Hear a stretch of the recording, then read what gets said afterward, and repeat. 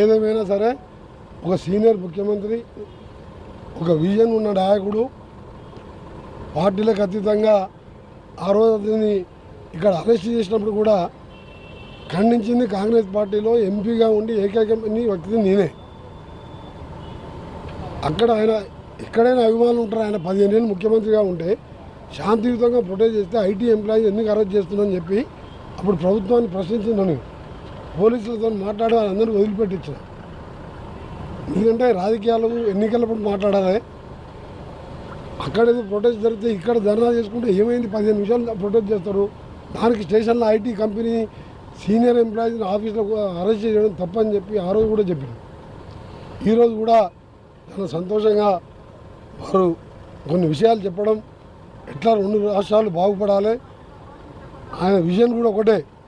తెలంగాణ ఆంధ్రప్రదేశ్ వేరు కాదు, వేరుపడ్డా సరే ఈ 2 రాష్ట్రాలు దేశంలో ప్రపంచ స్థాయిలో గుర్తింపు తీసుకురావాలా, గుర్తింపు రావాలనే నా కోరిక. ఎక్కడ కూడా నేను తెలంగాణకు విఘాతం కానీ తెలంగాణకు నష్టం వచ్చే పని నేను ఎప్పుడు చేయను. నేను అలాంటి వ్యక్తిని కాదు. ఎప్పుడు కూడా తెలుగు రాష్ట్రాలు బాగుపడాలని కోరుకునే వ్యక్తిని అని చెప్పి మరి నిజంగా అట్లా చెప్పడం కూడా మంచి శుభ పరిణామం.